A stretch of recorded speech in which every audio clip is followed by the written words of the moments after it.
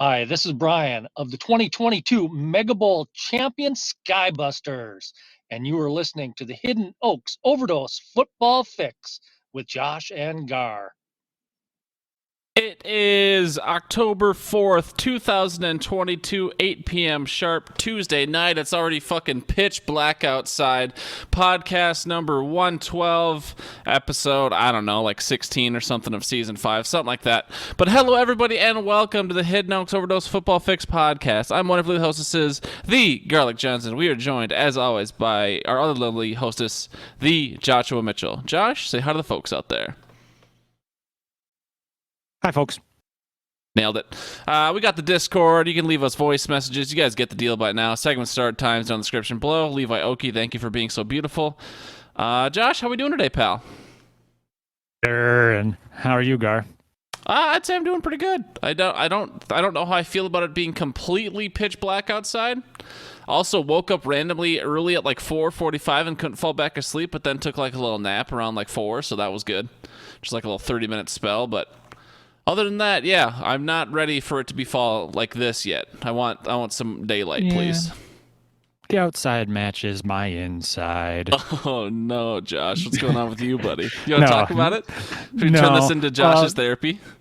Asher's been getting a little bit of that sleep regression, so he's starting to fight bedtime a little bit harder, and he's learned that fighting bedtime harder means screaming louder.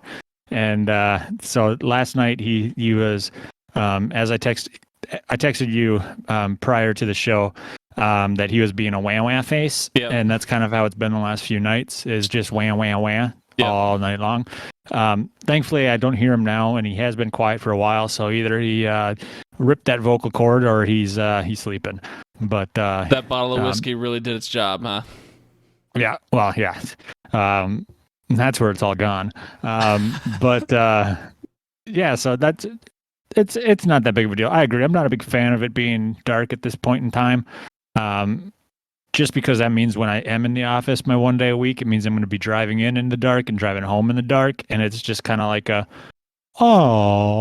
poor thing, dude. Yep. But yeah, that's enough about me. How are you, Gar? I already went over me. I'm doing good. Yeah, I mean, I just want to clarify one thing. You said Asher's currently in a fight with bedtime. Everyone knows Josh in a fight. There's a fucking winner and there's a loser. Is Asher a winner? Is Asher winning the fight? I would say he is until sleep has to cheat somehow. So I see. So Asher would win a clean fight, but sleep might play dirty. Yep. Absolutely. All right, hell yeah, dude. All right, well, let's get into the show then. We got Gar's Grinder here first, and I got to write down the segment start time, and Josh will make a show that the segment start time is 8:03 p.m. Appreciate you, Josh.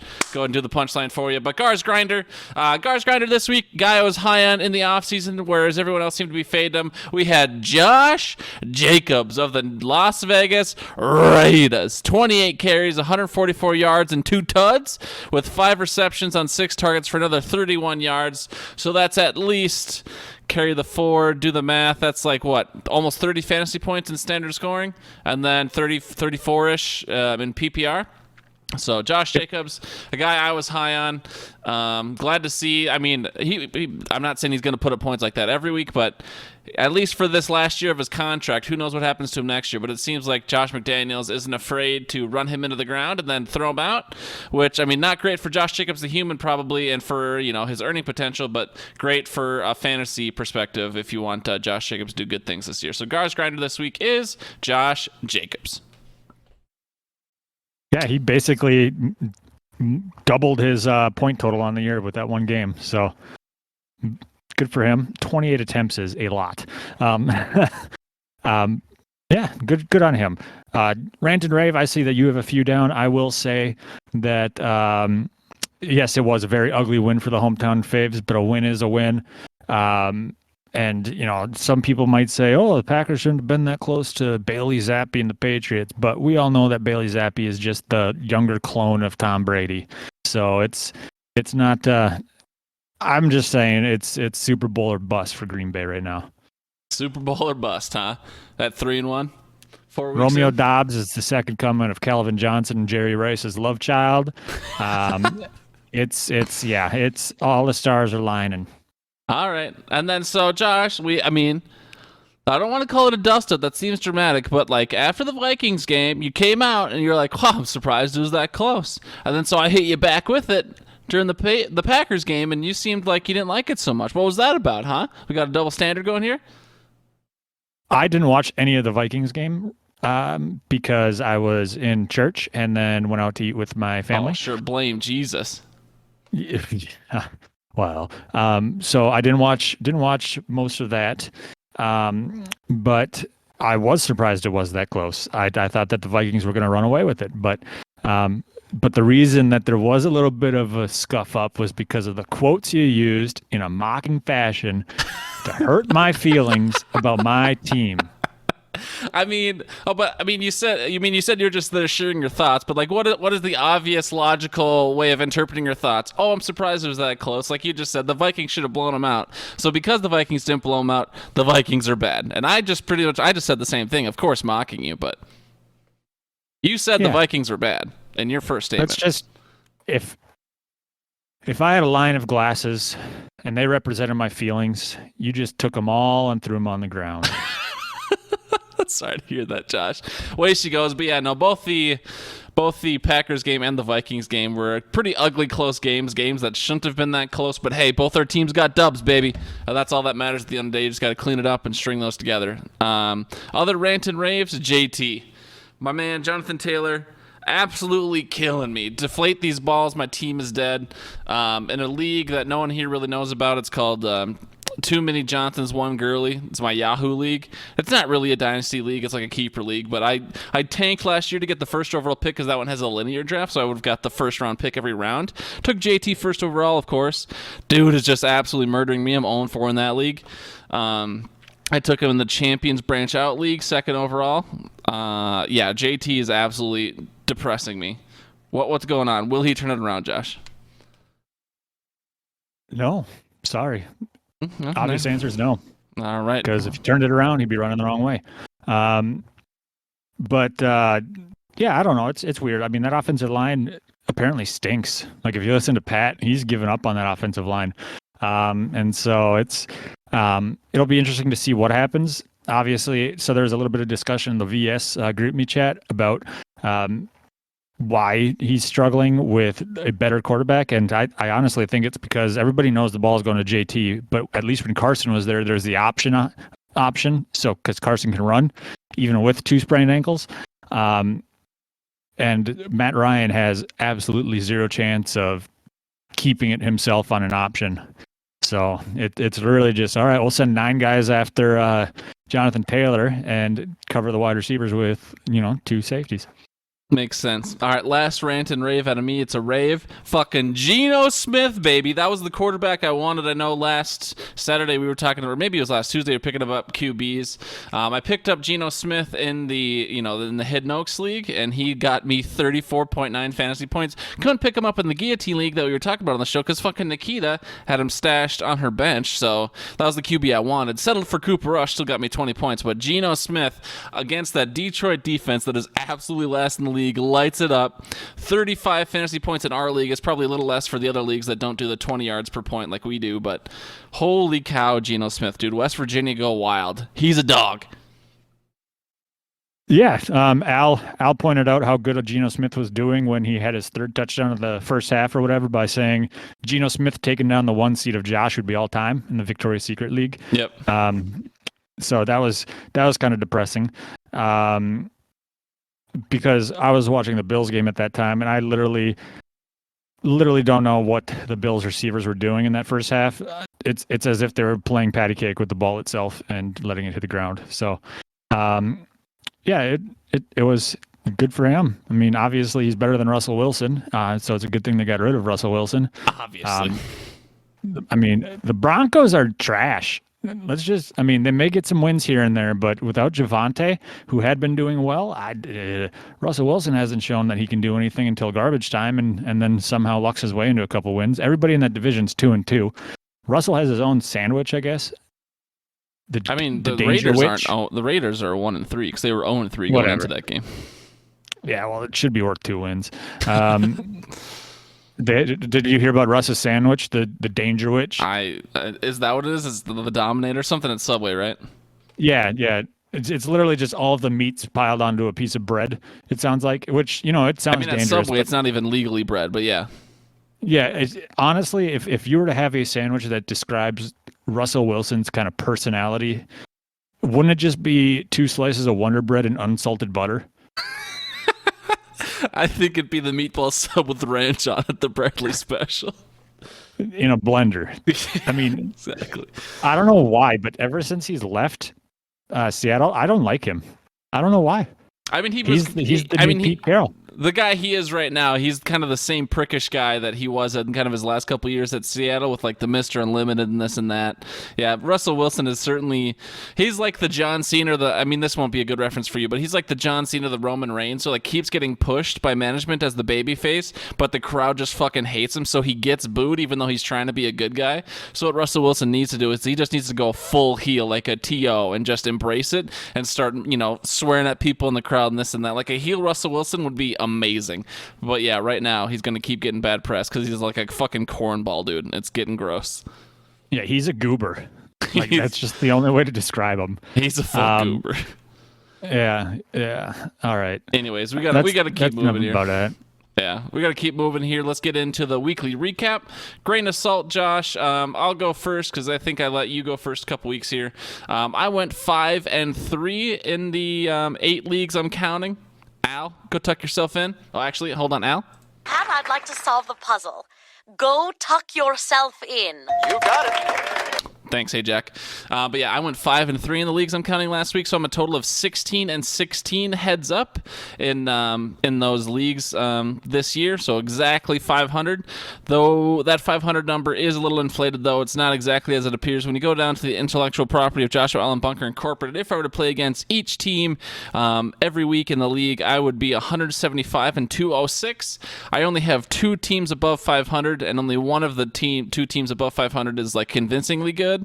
So, yeah, my fantasy season's going to stink. Luckily, I pulled out, as people in the Discord saw, I pulled out a win in Easton's spread pick'em pool. So I was able to pull in, I netted $186 there, so $166 on the year because I played a couple other times. But, looking at fantasy right now, I'm going to lose 372, so to get 166 back, that's we'll take it, and then I'm just not going to play Easton's pick and pool again. I'm going to take my money and run. So it's not going to be a good fantasy season, Josh, but I was able to soften the blow through my superior mental intellect, getting 13 out of 16 games against the spread right last week. So I'm feeling pretty good. That's my grain of salt. So don't listen to my fantasy advice, but if I have something to say about a game, at least in relation to the spread, you can listen to me. But Josh, how did you do in fantasy last week? I did fairly solid. And since Al called me out last week about not counting all my leagues, I decided that, winning's all right. It's kind of fun. And so in the Deflate These Balls League, I shifted that entire row up to the counting option. So with that in my count now, I went a 6-0 in leagues that I count. So solid week. Thank you. We're all proud of you, Josh. Me and all the children. That is exactly what Asher's class sounded like when I told them to. So, but yeah, no, 6-0. Obviously, I had 2 games come down to that Debo Samuel on Monday night. One of them I think you're familiar with. The other one was against Walters in a league. And I had to ask everybody if it was legal to win 2 games in a row because over the last 2 seasons, I had only won 2 games total. And so it's been fun. The only 4-0 team in the Hidden Oaks redraft, as well as Victoria's Secret League. Now that I said that, I'm going to go 4-10 for the remainder of the season, but it's whatever. I can brag while I am here. On the season, I'm 18-6. That's a 75% win percentage in all of the leagues. And then in the Joshua Allen Bunker Incorporated, I am 131-89 for 59.5% win rate. That's pretty good, Josh. So people should be listening to you when it comes to fantasy advice and absolutely fading everything I have to say. Is that what I'm hearing? Yep. Yeah, maybe. And then, but I'm an every other year kind of guy. I'm a yo-yo. Okay, see, I looked, and this start isn't even the best start I had. 2 years ago, I had 3 leagues where I was like 6-0 at one point, and only had 3 losses through 5 weeks. In 2020. Are you a fellow yo-yo? I am, because in 2018 I won the championship in Hidden Oaks. All right, we're a couple yo-yos. Good thing we offset each other, though, because if we had, if our down years were at the same time, people just wouldn't listen to the pod that year. But as long as one of us is doing good, then we're solid. The show has credibility. Yeah. You mean person wouldn't listen to show. Exactly.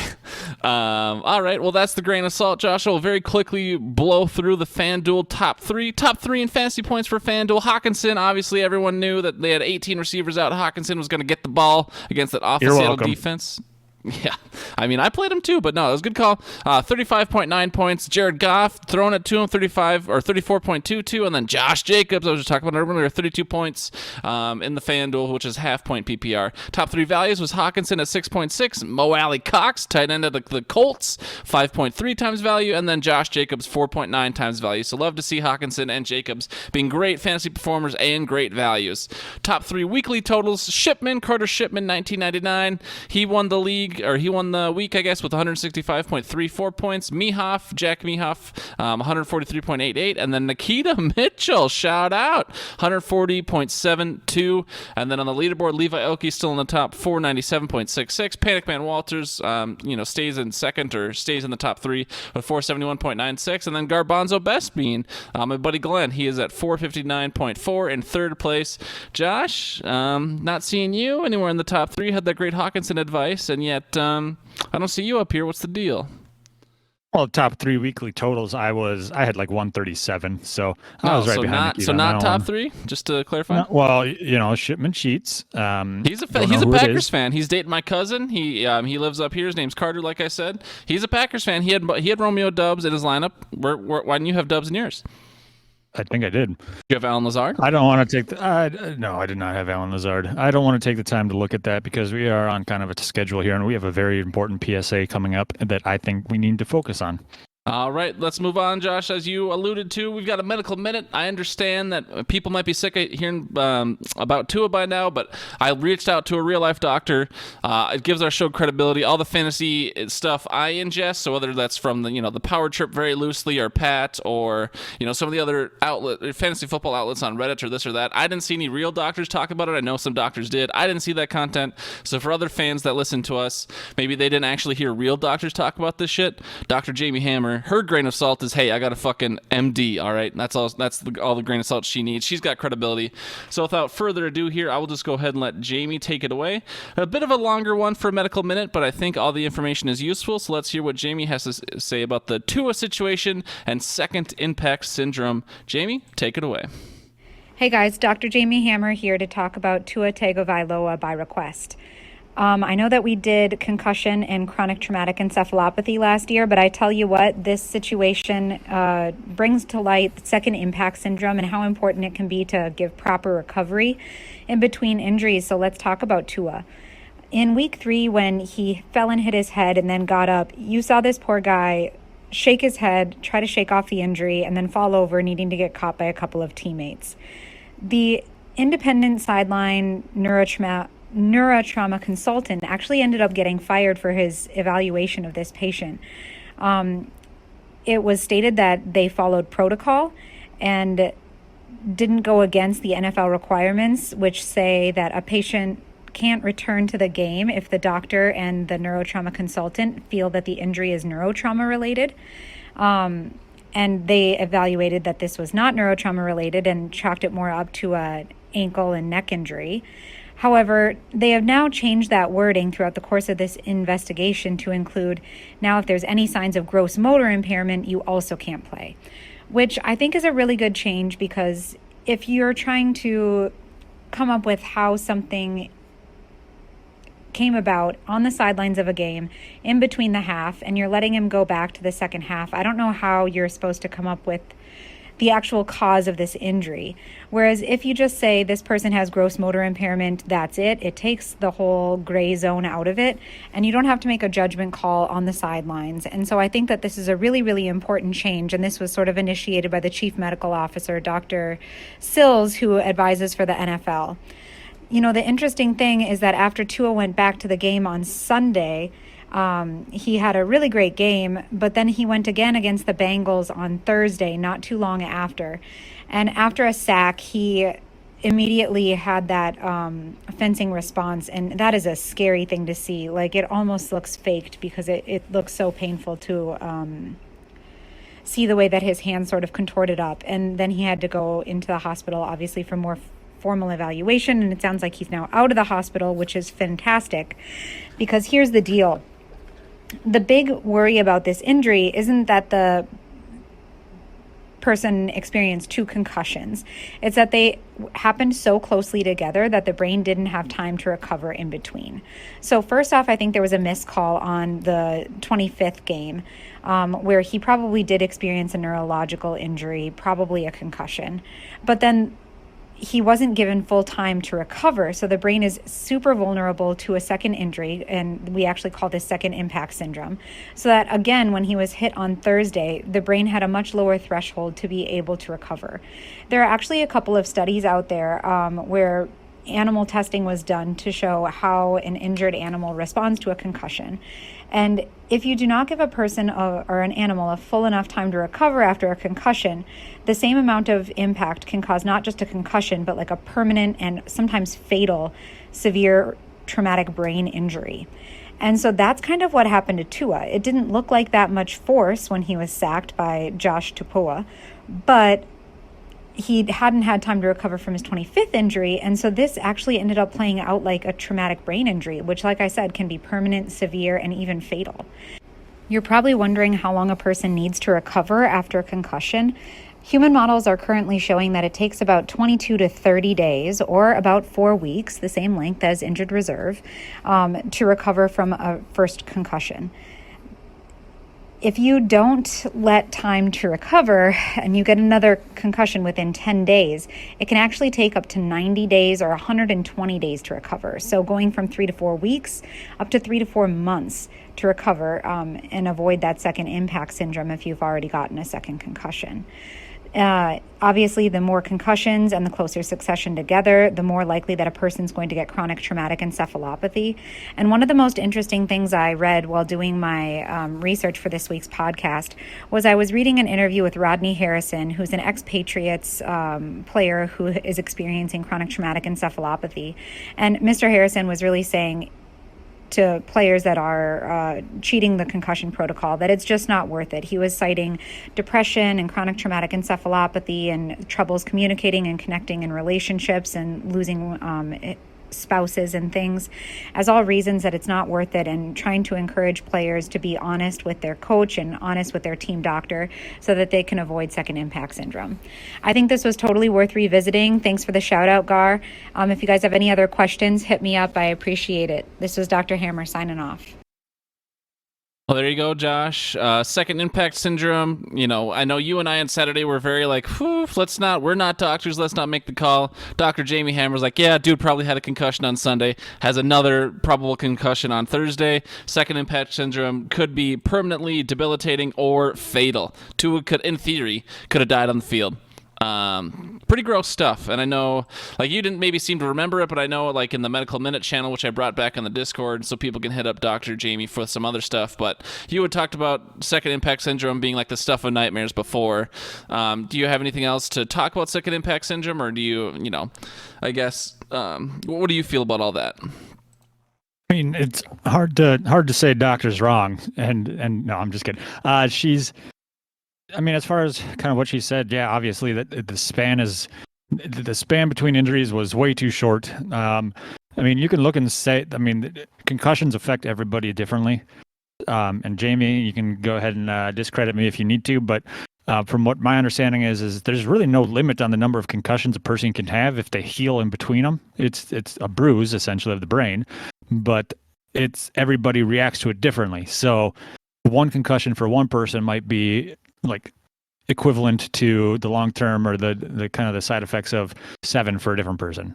Not that you probably want to change your lifestyle if you have 7 concussions, but there are people that get concussed pretty easily, and then there's guys like AJ Hawk who run into the wall with their head and never get concussed. And so it's It's crazy. I do think that there needs to be a little bit more kind of strict guidelines in place. Having watched Devontae Adams get his brains rattled around for years in Green Bay, that's always kind of scary to see somebody just go limp. The fencing response is much worse, though. I saw the Tua replay a handful of times for some reason, and that was a handful too many. I'm trying to remember who it was, because last year somebody had the exact same response, and it was after a similar situation where he should not have been playing. But I don't recall. I don't recall either. But yeah, the brain is one of those things that you probably need to survive. I'm not a doctor though, so don't quote me on that. And so yeah, you'd think the competitive spirit's there, but I mean, do you want to compete for another 30 minutes of the game, or do you want to compete for the next, I don't know, 60 years of your life, 70 years of your life? So right, yeah, it's definitely that short-term versus long-term thinking. And I know Jamie she had like 2 different medical minutes last year. One was on concussions, one was on CTE. And of course, not every NFL player that had concussions has CTE, but obviously it's affecting some of them. So I think you're right about concussions will hit people differently, but people are probably sick of hearing about it. We appreciate those who have sat through that, because I thought it was really important to get an actual doctor to talk about it. And that's a very unique privilege we have as a shitty little podcast that has like 10 to 15 listeners. But thank you so much. We're worldwide. Yeah, we're international. Shout out Latvia, shout out to Australia. But thank you everyone for listening. And then if you want me to post the other medical minutes, they're in podcasts from last year. I think I can just put them in the Discord. I wish there was like a little Discord MP3 player, so I don't have to put the file that you have to download and then play. I wish you could just have like a little audio app within Discord. Maybe I could look into that. But anyways, we'll move on here, Josh, because we're definitely going to be. Go ahead. Yeah, I do have the transcript that they had on Sunday for Tua. In the medical tent, I don't know what the official name is, the neurological doctor on the sidelines. Trauma consultant, yeah. Yeah, the trauma consultant. And so it is a very easy test to pass, because he had asked Tua, how many 3 fingers am I holding up? And so it was one of those things that. 3 fingers am I holding up? So they independent doctors, they want to see them play as well. Apparently the team doctors hold them out more frequently than the independent doctors did. So I guess maybe that's something the NFL should look into. Yeah. All right. But like I said, we're going to be running late here no matter what. We'll be over the 30 minutes, but I thought it was very worth it to get that medical minute in there. Josh, let's move into the Hoodlines. Definitely a contrast in tone here, kind of a more down tone of the two, but we're going to move into the Hoodlines here, and I got the Hoodlines this week, so don't be afraid, Josh. But if you want to give me a lead in like you did last week, set up the Hoodlines and who sponsors it and this and that, and then I'll play the music, and we'll be right back into the regular show. Welcome to Hood Pod, home of the Hoodlines, brought to you by Skybusters. Can I take your order? Sorry, you had. Welcome to Good Burger. I was you waiting. Set me up, yeah. All right. Anyways, fuck it. Music.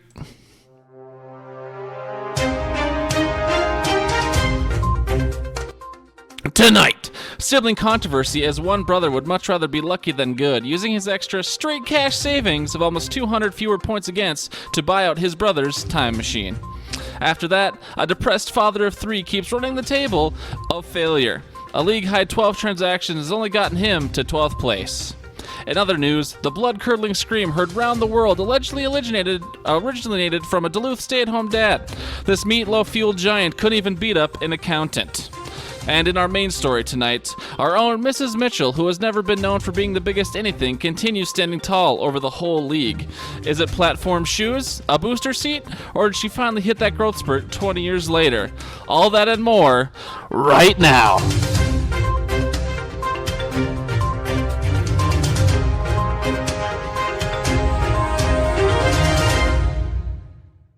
Thanks, Skybusters, for the Hoodlines. Nikita also won the side bet, so I guess she's just supreme. Yeah. I see the notes she writes me in the mirror. And what would she say? Suck. She belittles you. She emasculates you every day. Yeah, and I have to point out, I'm only one game back, kinda. I mean, you and Nikita right now, you would be the power couple of the league. There's no question about that. Yeah. I'll take it. But shout out, I mean, Nikita's on top. We used to do like a quarterly report. Obviously, we're not going to go through that right now, but very quickly, Nikita's in first place, Derek's in second, Josh, you're in third, Hammer's in fifth, and then Eric is Hammer's in fourth, Eric is in fifth, and then last place we have Willie, and then second to last we have Jesse, third to last, Jeremy. Tough, dude. It's a tough life out there, but let's see how things go for the rest of the season. A lot of football yet to play. I'm happily in the middle at ninth at 4-4 with the bonus wins and losses. So, good luck, everyone. Those were the Hoodlines. Very brief tonight. Josh, moving on again briefly to the worthy waivers. Obviously, Javonte Williams tragically goes down with a ACL tear. I don't remember exactly what happened to Cordarrelle. I don't think it was as severe as an ACL tear. I think he has a chance to come back this year, but I could be totally wrong on that. But going first to the Javonte, Denver situation. Denver's looked real bad, but assuming you wanted to pick up a running back from that team, Melvin Gordon's probably owned in all your leagues or most of them. Are you feeling Micah Boone, or are you feeling Latavius Murray, a.k.a. the Tay Train? As somebody who had Boone in the 2019 season where he took over week 16 for an injured Dalvin Cook and Madison, I had him in my starting lineup only for him to score me a solid 2 points, and I lost by a little bit. I'd go ahead and say Boone can just put him in the ocean, just toss him in the ocean, pick up Tay Train or their fullback. I don't care. But no, I'd go with Tay. He looked a lot better. He looked pretty good in New Orleans when he played. Obviously, and the New Orleans wanted to sign him as well, so that might give you a little bit of insight on what they're thinking Kamara's injury is like. But he decided to go to Denver just because, obviously the situation is going to allow him to play more, especially if Melvin Gordon keeps on eating butter. Yeah, I think personally, I probably should be giving other people fantasy advice, but it's Tuesday night. No one's really going to listen to this before the waivers run tomorrow. I like Tay Train the best. Tay Train certainly could bomb out and sit behind Melvin and Boone, but I think Tay Train has a chance. He's more of that bruising type of. He is an older back. I think he's like 29 or 30, but I think Tay Train has a good chance to at least have a solid fantasy floor this season if he can, pick up that offense. So I like Tay Train. What about Tyler Algier or something called Caleb Huntley down in Atlanta? They've been running the rock really well this year. Mariota hasn't been the best, but they haven't needed him. That O-line is rocking. Thanks to I learned that thanks to In the Trenches with AQ Shipley. Do you like Tyler Algier or Caleb Huntley? I'm kicking myself because I was gonna pick up Caleb Huntley last week before Patterson went out, and I didn't, and now he's gonna be a waiver wire add in a few leagues because. He's a big bruising back, it looks like, and they do run the Brock a lot. Algiers, he's probably going to get the majority of it, but Huntley did fine on his own. He got a touchdown last week, so if Algier might be taken in your leagues, I would go. Caleb Huntley is definitely worth a dart toss because you never know what's going to happen to Algier. All right, and then thinking of quarterbacks, we can't know for sure what's going to happen, but Geno has looked really good, but Geno's playing the New Orleans defense this week, I believe, so they've been a little bit tougher, and then, Teddy B is playing for Tua, that Dolphins offense has looked pretty good. Zach Wilson's back, they just upset the Steelers. Any streaming QB, are you streaming QBs in any leagues, and if so, who are you looking at? Well, I'm technically streaming QBs in the Butt, Sweat, and Beers League because... Cooper Rush? What do you mean? Well, yeah, Cooper Rush is the only Dallas Cowboys to ever start his career 4-0 for them, so, or win 4 straight starts. But yeah, I guess I'd go with Kenny Pickett just because he obviously runs the ball. Sorry, Najee. But he hasn't thrown an incompletion yet in his career, so that's pretty impressive. Even though 3 of those passes were technically intercepted, they were not incomplete. None of his passes hit the ground. Yeah, 13 for 13 on air, balls that got caught. Yeah, exactly. So I would go with Kenny Pickett, the shiny new toy in Pittsburgh. So they might let it air out to the guy who's always open, George Pickens. All right, we'll see. Those were the worthy waivers. Josh, do you have any of your own before we keep trucking here? Not that I can think of. Obviously. If you're in a league with me, don't take the guys I want. If I'm in a league with you, let me get my guys. Yeah, I don't remember off the top of my head, but I think so we're both in the. I mean, you already got eliminated in Brad's guillotine, but I think in both guillotine leagues, like I don't think I'm putting high bids on anyone this week. Like I got to think the bidding pool out there is pretty depressing, and that sucks for me because I'm about to get chopped. I just had a near-death experience in the JWoww one, so I don't know what I'm gonna do there. Hopefully, I can just play the right players and survive a couple more weeks, but I don't know that I'm gonna be bidding much on in the guillotines this week. Yeah, if Amon Ra doesn't play this week, it's very, very likely chance I'll just sharpen the blade myself. Okay. We'll move on here to the outro just very briefly before the obituaries. Don't forget that we have the Discord and we have the, you can leave us voicemails. Not that anyone does anymore. I'm just going to delete it from the notes right now, honestly.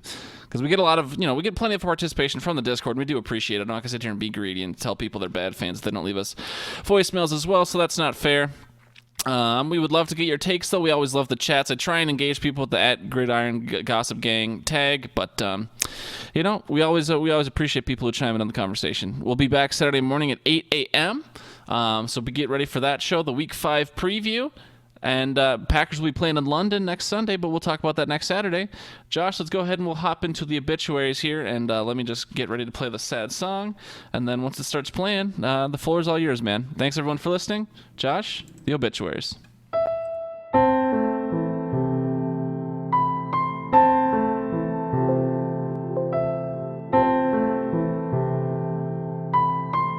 R.I.P. in peace, Jordan Najee by nature, Walmau, 9/5/22 to 10/3/22. Jordan had been deceived into his demise by those that left head before him. Brennan, Foster, Glick. The handsome factor of the deceased was all too evident, leading Jordan to believe it was his time. While those that preceded him in death were handsome, if that were the order in which the guillotine claimed lives, he would have been the first to go, as the most handsomest. Instead, he becomes the latest handsome head to adorn the spikes outside Church's nerd castle. If it's any solace to Jordan, the 28 days he spent awaiting the guillotine to fall was longer than the following, the Battle of Gettysburg, Apollo 11's trip to the moon and back, Antonio Brown's career in New England, and Mitch Trubisky as the Steelers starter. R.I.P. in peace, Jordan Walmau. R.I.P. in peace, Marissa Marigold, made up middle name Matson, 9/5/22 to 10/3/22. Having witnessed the massacre of her significant other a fortnight prior, Marissa parts this earth with her head held high, higher than her total points this week at least. She leaves behind 14 brave souls and joins 3 others in the afterlife. Like many before her, she looks at the decisions made that led to this fate and grimace. Whether it's in pain for starting Richie James over Tyler Algier, or in preparation for the blade to sever her head from body, we will never know. Marissa's players have been set free from her controller.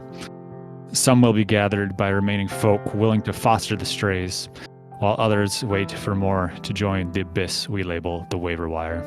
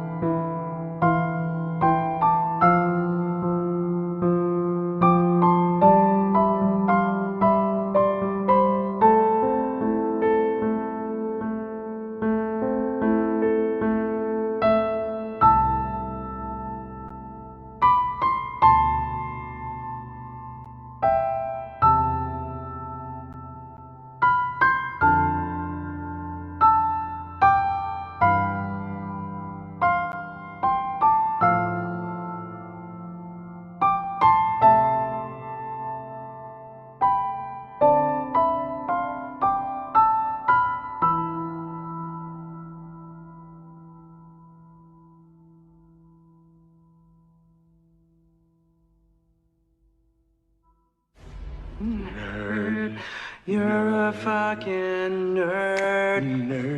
You're a fucking nerd. And no one likes you. No one likes you.